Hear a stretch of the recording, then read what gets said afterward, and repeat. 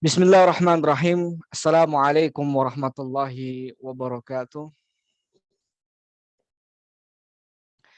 Innal hamdalillah nahmaduhu wa nasta'inuhu wa nastaghfiruh wa na'udzu billahi min shururi anfusina wa min sayyiati a'malina may yahdihillahu fala mudilla lahu wa may yudlil fala hadiyalah. Asyhadu an la ilaha illallah wahdahu la syarika lah wa asyhadu anna Muhammadan abduhu wa rasuluh la nabiyya ba'dah. Amma ba'd. Allahumma nafi'na bima 'allamtana wa 'allimna ma yanfa'una wa zidna ilma. Allahumma la sahla illa ma ja'altahu sahla wa anta taj'alul hasna idza syi'ta sahla faj'al kullu umurana sahlan muyassara. Na'am, kaifa halukum jami'an?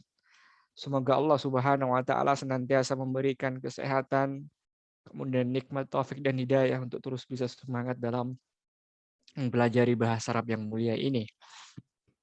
Dan seharusnya sebagai seorang muslim tentunya kita tidak memandang sebelah mata bahasa Arab ini karena memang Allah Subhanahu wa taala turunkan Al-Qur'anul Karim dan Nabi SAW menjelaskan tentang syariat agama ini dengan bahasa Arab. Maka seharusnya seorang muslim dan muslimah memperhatikan dengan baik agar mereka senantiasa semangat dalam mempelajari bahasa yang mulia ini.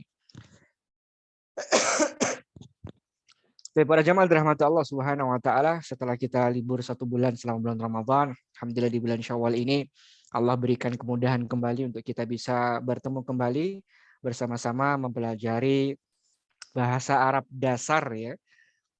Bahasa Arab dasar yang kita insya Allah menggunakan kitab yang ditulis oleh salah satu karya Ustadz yang ada di Indonesia, ini Ustadz Zakaria bin Ahmad Hafidahullah Ta'ala, yang berjudul Al-Muyassar fi Ilmin Nahwi. Dan saya ingatkan kembali, namanya saja Al-Muyassar fi Ilmin Nahwi. Jadi buat jamaah yang sudah punya kitabnya ini ya, tentunya di situ beliau simple-simple ya, tidak membuat kita sulit dan dipermudah dengan adanya bagian-bagian yang ada. Jadi insya Allah nanti kalau seandainya ada pembahasan-pembahasan yang disinggung oleh beliau itu hanya sebagai perkenalan saja. Nanti kita akan jauh lebih dalam lagi mungkin di jilid kedua dan jilid ketiga. Baik para jemaah dirahmati Allah Subhanahu wa taala, alhamdulillah pada kesempatan kali ini kita akan membahas yang mungkin sudah sering tidak asing lagi di telinga kita, yaitu pembahasan fiil ya. Pembahasan fiil. Mungkin PPT-nya bisa dimunculkan Ustaz. Nah, jazakallahu khair. Baik, fiil itu ya adalah suatu kata yang digunakan untuk menunjukkan arti pekerjaan atau peristiwa yang terjadi. Ya, atau bahasa mudanya atau bahasa simpelnya ya kata kerja gitu ya dalam bahasa Indonesia. Ya. Dan di dalam bahasa Indonesia, mohon maaf, dari dalam bahasa Arab ya kata kerja itu dibagi menjadi 3, yaitu ada fi'il madhi, kemudian ada fi'il mudhari dan ada fi'il amr gitu ya. Dan di antara pengertian dari fi'il-fi'il yang ada ini, kalau fi'il madhi adalah kata kerja yang digunakan untuk waktu lampau ya, yang udah terjadi yang kemarin-kemarin atau yang udah lama. Itu disebut dengan fi'il madhi. Adapun yang kedua adalah fi'il mudhari. Ya, fi'il mudhari yang mana kata kerja itu digunakan untuk sekarang dan yang akan datang. Adapun untuk fi'il amr ya, yaitu kata kerja perintah yang juga diperuntukkan untuk sekarang dan yang akan datang. Nah, inilah pembagian fi'il secara garis besar ya berdasarkan waktu, karena kita hidup ini ya tidak keluar dari 2 waktu sebenarnya ya, atau 3 waktu ya, lampau, sekarang, dan yang akan datang.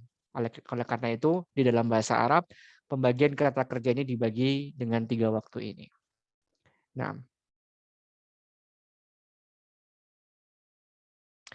kita lanjutkan. Baik, sekarang kita memasuki pembahasan fi'il madhi ya. Mungkin jamaah sambil menyimak saya dengan PPT juga bisa disimak dengan membuka buku ya, yang sudah beli buku bisa dibuka di halaman 17 ya, di halaman 17. Di situ kita baca bersama-sama ya. Awalan al-fi'lul madhi.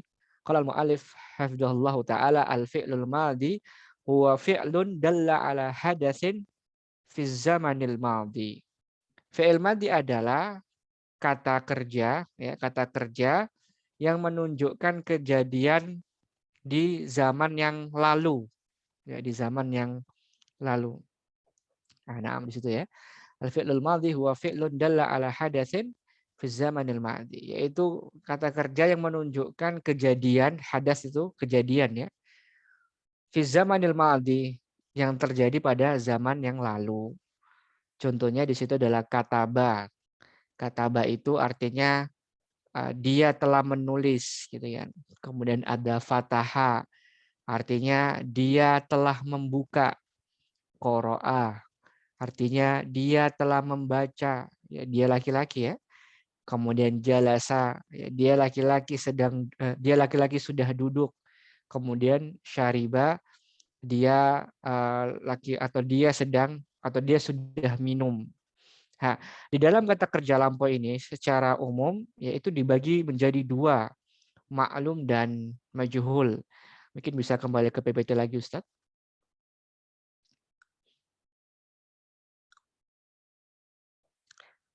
Nah, maklum itu maksudnya adalah kalau di bahasa Indonesia adalah kalimat yang aktif.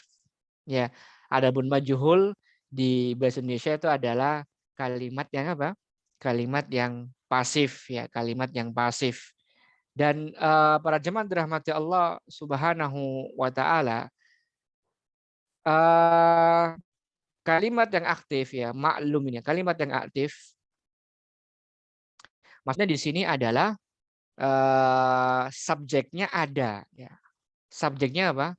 Subjeknya ada. Di situ kita bisa baca qara'a Muhammadun al-kitaba gitu kan. Muhammad telah membaca kitab gitu kan.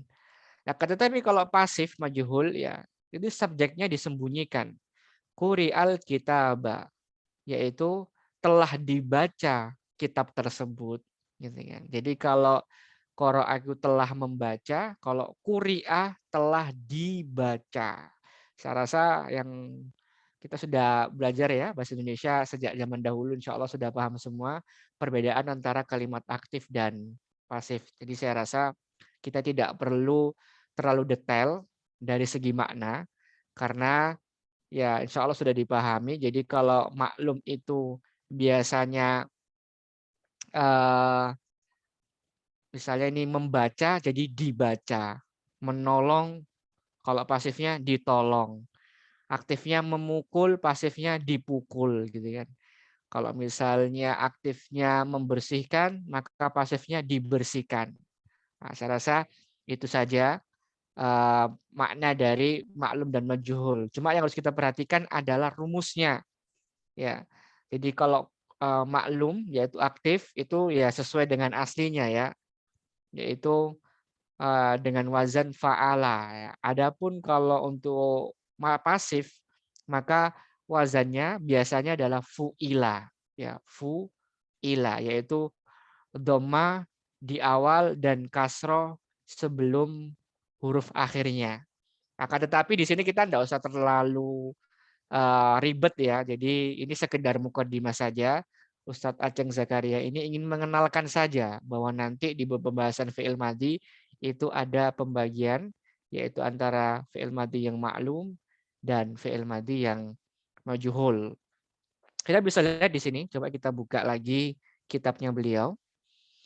Di situ ada bagan ya, al-fi'lul madhi, fi'lul madhi. Jadi di situ ada dua bagan, di maklum dan majhul. Nah, seperti yang saya bilang tadi, kalau maklum ya maklum itu mayoritas biasanya ya mengikuti dari fi'il madhi pada aslinya ya, yaitu rata-rata semuanya fathah. Kataba, ya fataha, sa'ala gitu kan. Kecuali memang ada beberapa kata misal di situ ada fahima, ada syariba. Kita lihat yang baris pertama dulu. Di situ ada kataba, fataha, sama sa'ala. Ini dalam bentuk aktifnya, yaitu telah membaca, telah membuka, dan telah bertanya gitu kan. Ketika kita aplikasikan pada fi'il madhi yang majhul yang pasif, maka harokatnya berubah. Dan para ulama nahwu mengatakan kaidahnya adalah apa? Dikasih dhamma di awalnya, di huruf awalnya, dan di kasroh sebelum akhir. Sehingga kita bisa lihat di situ adalah menjadi kutiba. Ya, telah dituliskan. Ya, telah dituliskan. Makanya kata Allah kutiba alaikumusiyam gitu. Kama kutiba alal itu telah dituliskan. Jadi fa'ilnya itu disembunyikan. Sebenarnya yang menulis siapa? Ya Allah. Gitu kan. Tapi disembunyikan, dimajhulkan. Nah, apa faedahnya usah disembunyikan? Ya kita nggak bahas sekarang ya. Itu nanti ada pembahasan tersendiri bagaimana hikmah-hikmah Allah, bagaimana Allah mengatur itu semua ya nanti bukan pada pembahasan pada kesempatan kali ini akan tetapi kita bisa lihat di situ. Oh, di situ berarti failnya pelakunya disembunyikan, telah dituliskan, bukan telah menulis ya. Kalau telah menulis kan kataba. Nah, kalau telah dituliskan berarti kutiba. Sama juga dengan futiha berarti telah dibuka. Su'ila berarti telah ditanya. Nah, seperti itu. Begitupun juga kata-kata di bawahnya syariba itu kalimat aktifnya. Berarti artinya telah meminum. Ya. Kalau syuribah telah diminum. Qara'a telah membaca, quri'a telah dibaca. Fahima telah memahami, fuhima telah dipahami. Gitu ya. Fuhimat dars gitu kan misalnya fuhimat darsu itu telah difahami pelajaran yang disampaikan tadi. Di situ nggak disebutkan siapa yang faham tapi udah tahu ya yaitu misalnya para murid gitu kan. Kemudian baris yang ketiga ada dhoroba ya telah memukul, kalau duriba berarti telah dipukul. Kemudian ada qatalah ya telah membunuh, kalau kutilah telah dibunuh. Nadhara telah melihat, kalau nudhira berarti telah dilihat. Begitupun juga yang baris keempat ada nasara, artinya telah ditolong. Nusiro, mohon maaf, nasara artinya telah menolong. Nusiro artinya telah ditolong gitu kan.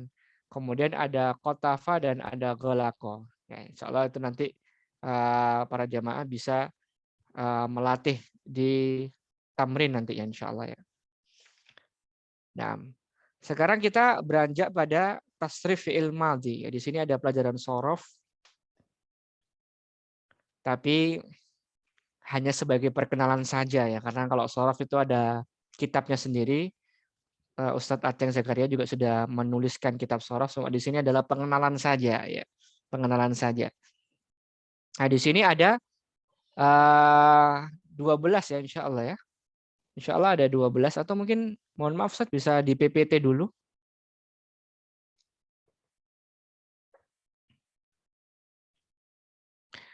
Nah, di sini kita kalau nggak salah pernah ngafal nggak Ustadz ya? Pernah ngafal domir nggak yang pernah ajarin ya? Pernah, Ustaz. Pernah nggak Ustadz? Pernah ya? Pernah. Nah, ini kita ketemu lagi sekarang. Yang saya sampaikan akan ada di pembahasan fi'il mudhari' dan fi'il madhi ya. Nah, ini kemarin saya rasa berarti kalau sudah mungkin bisa dicek di video-video sebelumnya buat jamaah yang baru bergabung pada pertemuan ke-9 ini.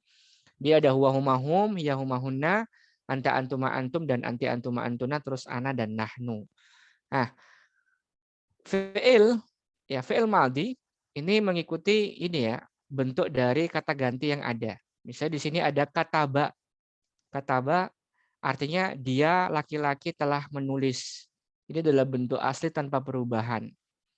Kemudian ketika beranjak pada jumlah yang lebih banyak, misalnya 2 di sini, maka di situ ditambahi alif ya. Di situ ditambahin apa? Di sini ditambahin alif. Jadi kataba ya. Kataba gitu.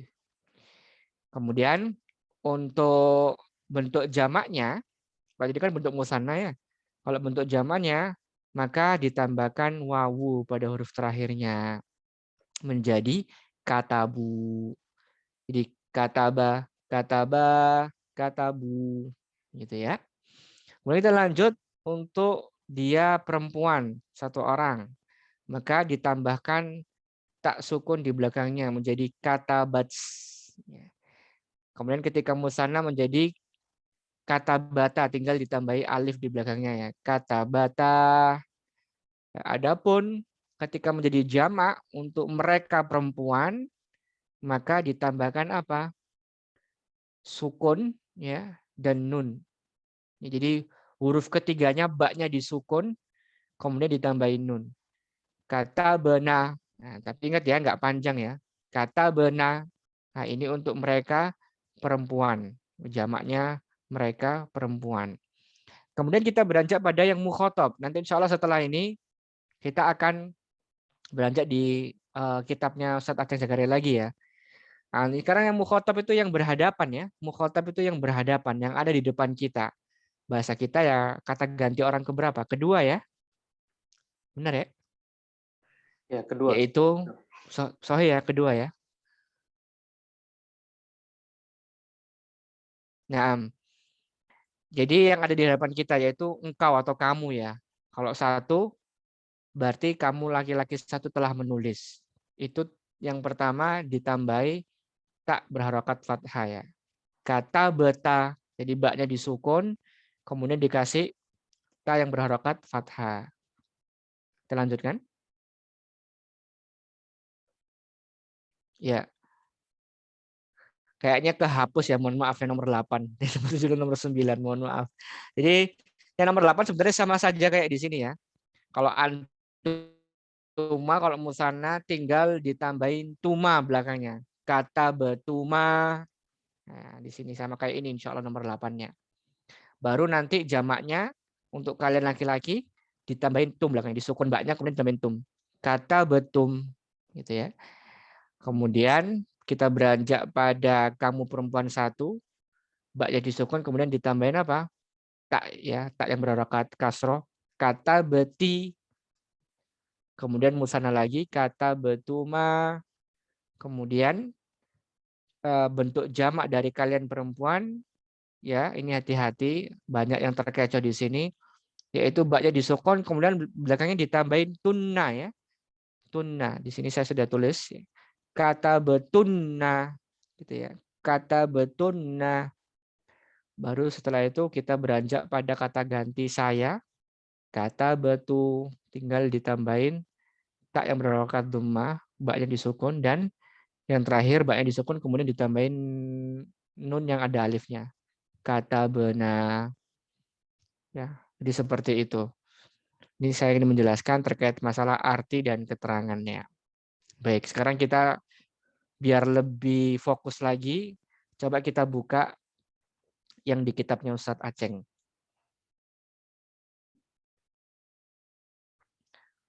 Ayo. Nah, di sini lebih jelas ya, lebih jelas. Jadi ada goib, ada mukhotob, dan ada mutakalim. Ya. Goib di sini adalah kata ganti orang ketiga Ustadz ya, benar ya. Kalau Anda ada di sini berarti orang ketiga ya. Jadi nggak ada di hadapan kita, orangnya di sana. Ya, berarti kata ganti ketiga. Yaitu dia dan mereka. Gitu kan.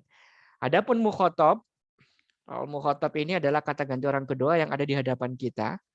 Dan mutakalim adalah yang sedang berbicara. Jadi insya Allah nggak lepas dari 3 pembagian ini. Nah, kemudian baru dirincikan ada yang untuk mudzakar, yaitu untuk laki-laki, dan ada untuk yang mu'annas, untuk yang perempuan.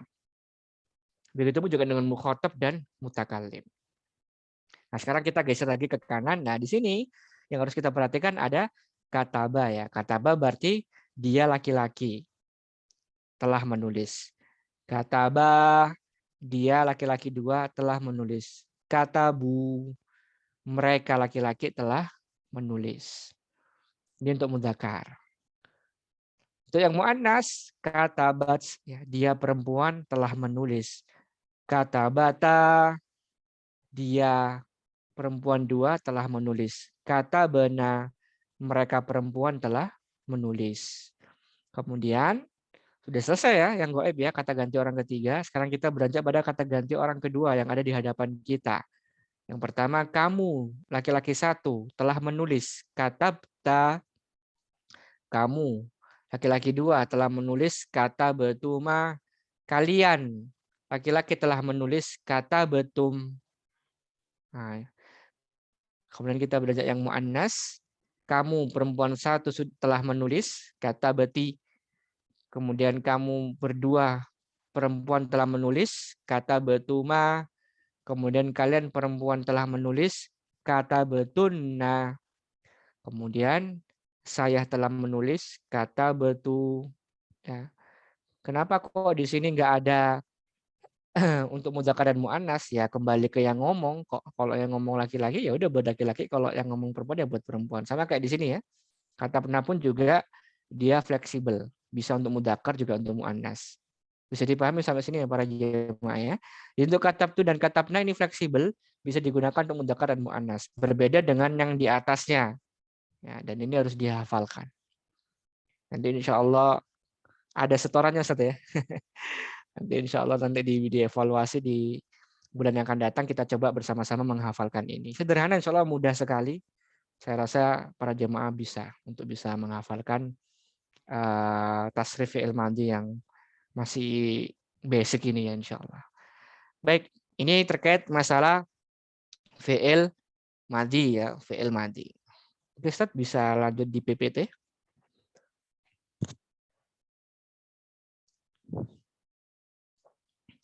Baik, kita lanjutkan sekarang yang kedua adalah fi'il mudhari'. Ya, fi'il mudhari'.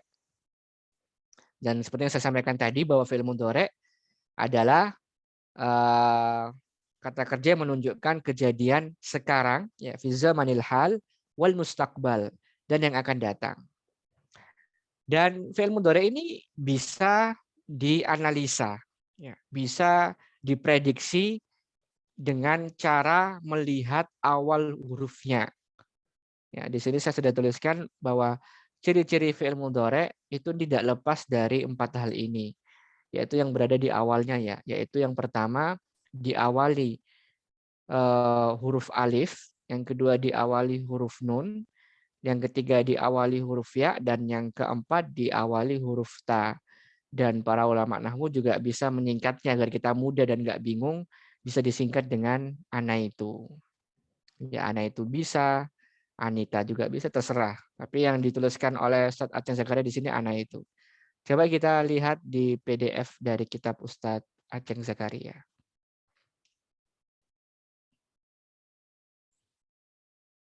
Nah, di sini kita sudah lihat, ini tadi sudah ya pengertiannya ya. Ala hadasin fi zamanil hal, hal itu sekarang, wal mustaqbal dan yang akan datang. Itu pengertian dari fi'il mudhari'. Kata kerja yang digunakan untuk sekarang dan yang akan datang.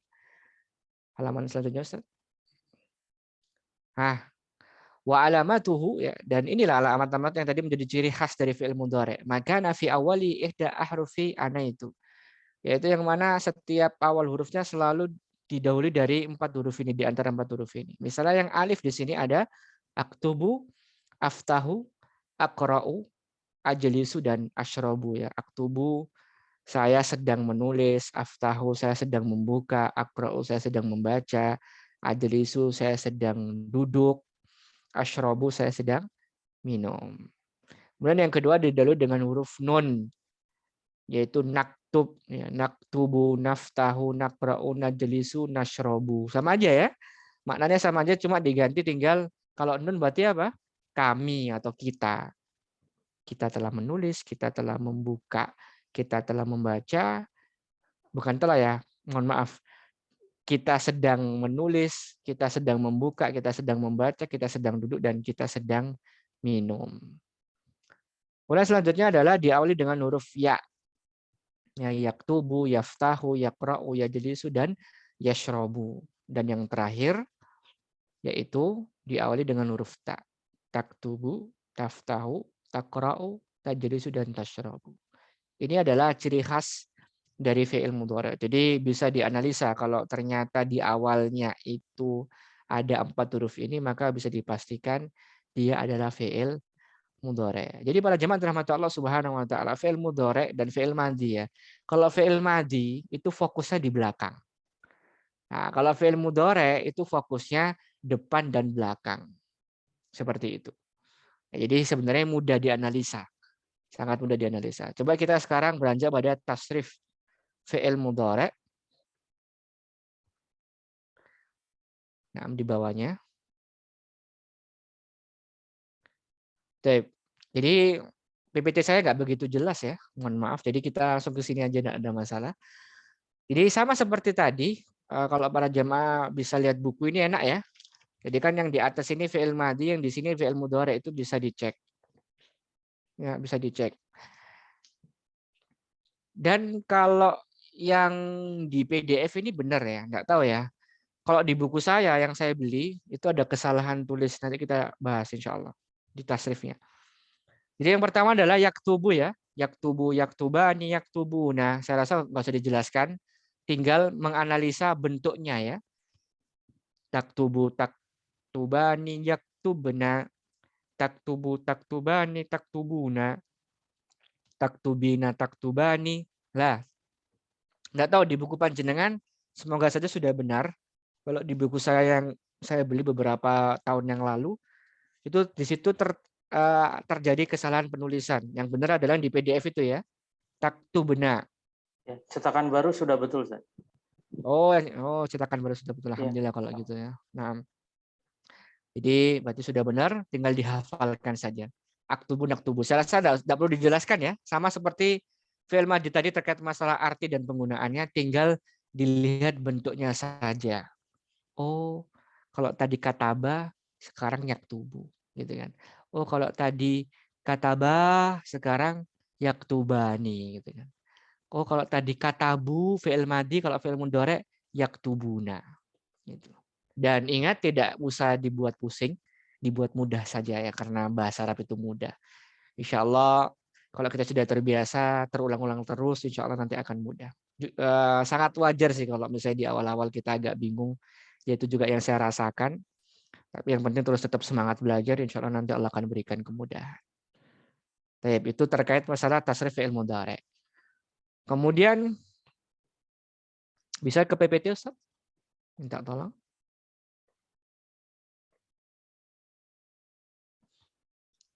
Ya, kita next. Dan next ini udah kita lewatin. Next. Baik.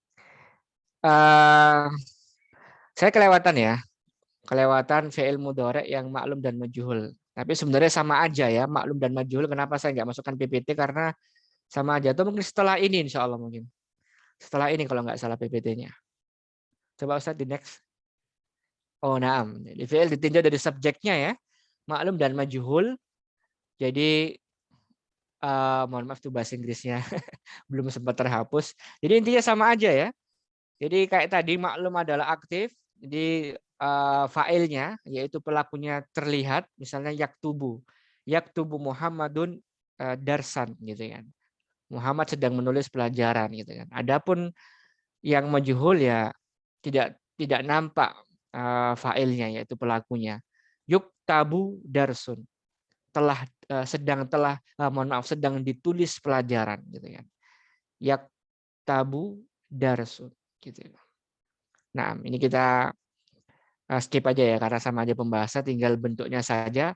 Nah, kalau fi'il madhi tadi itu rumusnya adalah mendomahkan awal ya, di huruf awal dan mengkasrohkan sebelum akhir. Nah, kalau untuk fi'il mudhari adalah mendomahkan di huruf awal dan memfathahkan sebelum apa? Sebelum huruf terakhir. Yuktabu, yuqra'u, yushrabu, yuftahu. Nah, insya Allah nanti di kesempatan yang akan datang kita akan bahas lebih detail lagi. Baik Ustaz, sekarang kita mundur tadi PPT-nya. Nah, sekarang fi'il mudhari ditinjau dari bangunan huruf akhirnya. Sambil dilihat yang sudah punya bukunya ya. Jadi di situ ada 3, ada sahihul akhir, ada mu'tal akhir, dan ada al-af'al khamsa. Nah, jadi ini dilihat dari huruf akhirnya. Sahihul akhir maksudnya adalah fi'il mudhari yang huruf akhirnya terbebas dari huruf illah. Dan saya rasa buat jamaah yang mungkin ikut tajwid dan tahsinnya bersama Ustaz Ramdhani mungkin sudah tahu huruf illah itu ada 3 ya. Alif, wawu, dan ya. Ini namanya huruf illah. Kenapa disebut dengan huruf illah? Karena dia huruf penyakit ya.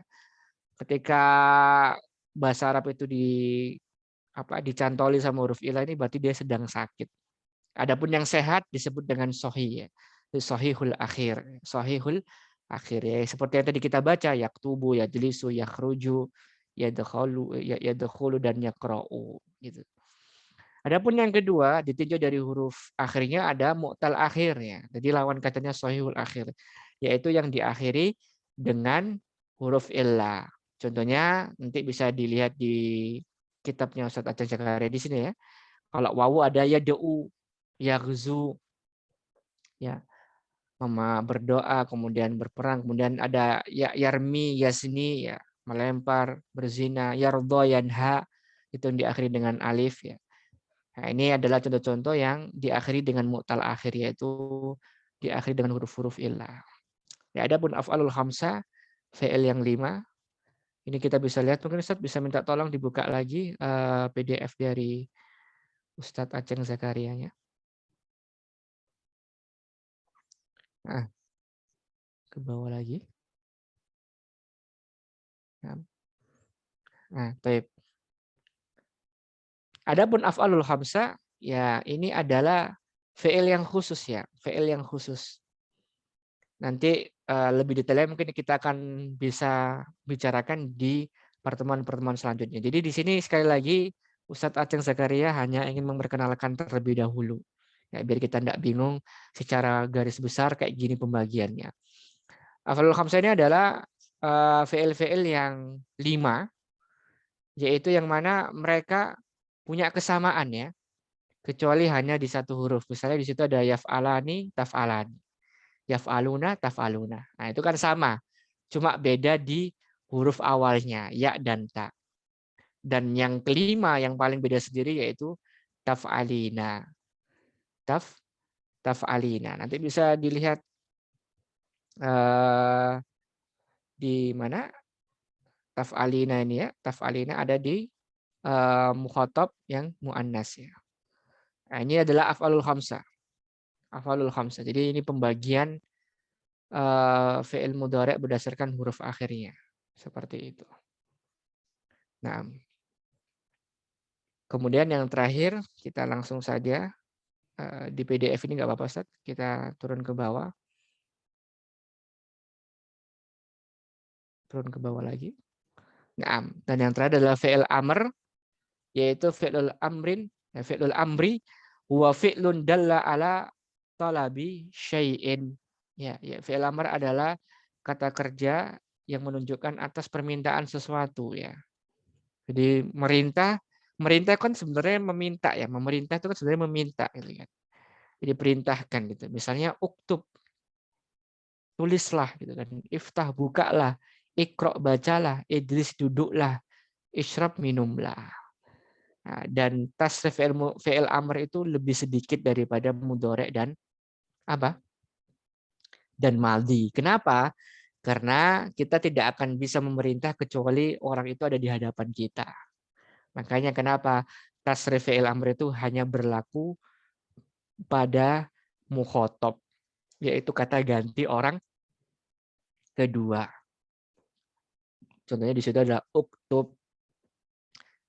Wahai kamu laki-laki satu, tulisan, gitu kan.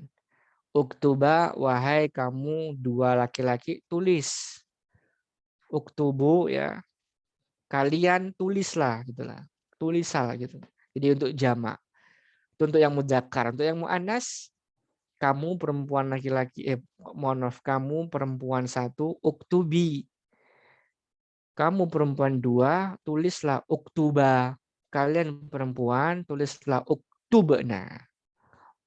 Nah, ini yang harus diperhatikan dan harus disimak dengan baik dan banyak-banyak berlatih ya, banyak-banyak berlatih. Mungkin ini pertemuan kita pada kesempatan kali ini pada fi'il mudhari', pada pembagian fi'il berdasarkan waktu ya. Ada fi'il madhi, fi'il mudhari', dan fi'il amr. Saya rasa ini tidak asing di telinga kita, akan tetapi perlu dibiasakan dan perlu terus semangat dalam mempelajarinya sehingga kita terbiasa sehingga istilah para pepatah itu mengatakan man ta'awada ala syai'in sara ahla gitu kan. Barang siapa yang terbiasa dengan sesuatu maka dia akan jadi ahlinya. Baik. Wassallallahu ala sayyidina Muhammad wa ala alihi wa sahbihi ajma'in. Subhanakallahumma bihamdika asyhadu an la ilaha illa anta astaghfiruka wa atubu ilaik. Wa akhiru da'wana alhamdulillahirabbil alamin. Wassalamualaikum warahmatullahi wabarakatuh.